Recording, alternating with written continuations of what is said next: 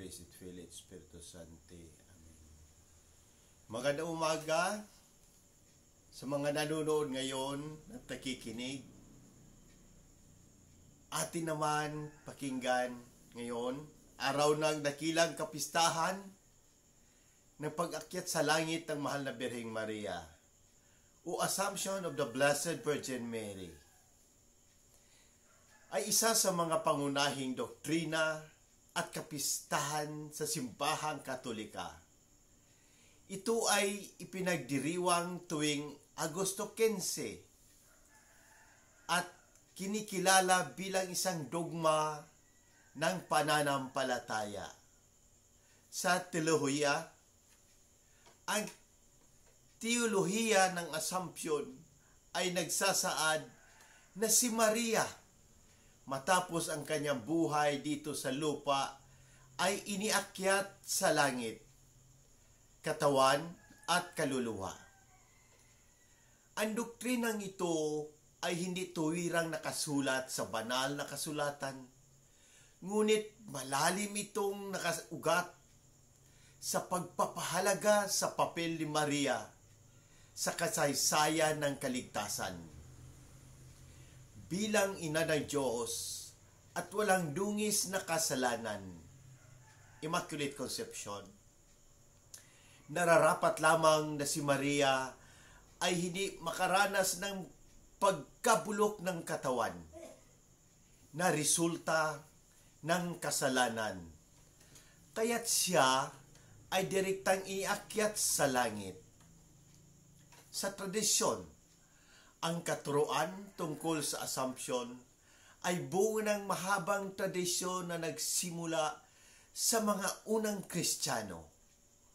Bagamat walang direktang pagbanggit sa Assumption sa banal na kasulatan, ang mga pahayag ng mga sinaunang amang simbahan at ang paglago ng debosyon kay Maria ay nagpalakas sa paniniwalang ito.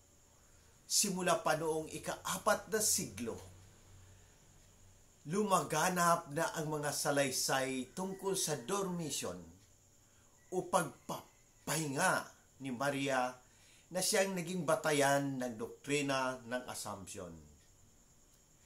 Sa Magisterium, ang doktrina ng Assumption ay formal na ipinahayag bilang isang dogma ng pananampalataya ni Pope Pius XII noong November 1, 1950 sa pamamagitan ng apostolikong liham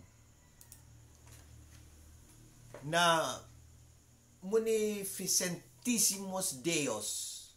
Sa dogmang ito, inilahad na si Maria matapos ang kanyang buhay dito sa lupa ay iniakyat sa kaluwalhatian ng langit, katawan at kaluluwa. Ang pagpapahayag na ito ng Magisterium ay nangangahulugan ang lahat ng Katoliko ay dapat maniwala sa Assumption bilang isang mahalagang bahagi ng kanilang pananampalataya. Mga Bible verses na kaugnay dito. Bagamat walang direktang pagtukoy sa Assumption ni Maria sa banal na kasulatan, may mga talata sa Biblia na itinuturing ng simbahan na may kaugnayan sa teolohiya ng Assumption. Una, sa Genesis. Pagkakaalit ng ating nilalagay sa pagitan mo at ng babae sa pagitan ng iyong binhi at ng kanyang binhi, at dudurugin niya ang iyong ulo habang sinusugatan mo ang kanyang sakong. Ang babae dito ay tinutukoy bilang si Maria na nagtataglay ng natatanging papel sa plano ng Diyos. Pangalawa, sa Luke, puno ka ng grasya. Ang Panginoon ay sumasa iyo. Ang Anghel Gabriel ay nagpapahayag ng natatanging grasya na ipinagkaloob kay Maria, na siyang dahilan kung bakit siya ay natatanging iniakyat sa langit. Pangatlo, sa Lucas, mula ngayon, ang lahat ng salinlahi ay tatawaging pinagpala ako. Ang pagkilala kay Maria bilang pinagpala ay nagpapahiwatig ng kanyang natatanging papel at pribilehiyo bilang na ang Assumption. Pang-apat, sa Revelation, at lumitaw ang isang dakilang tanda sa langit. Isang babae nararamta ng araw at ang buwan ay nasa ilalim ng kanyang mga paa at sa kanyang ulo ay may isang korona ng 12 bituin. Ang babae sa talatang ito ay madalas na itinuturing na sumasagisag kay Maria at ang kanyang lugar sa langit ay nagpapahiwatig ng kanyang Assumption.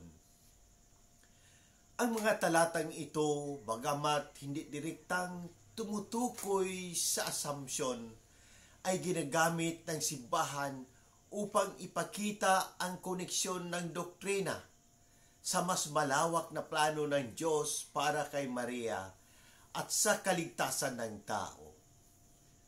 Sa muli, hinihikayat ko ang lahat, Katoliko man o hindi, na magtanong at pagnilhayan ang mensahe ng Ebanghilyong ito. Kung may mga katanungan kayo tungkol sa pananampalataya, ang ating simbahan o anumang aspeto ng ating buhay, bukas ang aking puso na sagutin ang mga ito.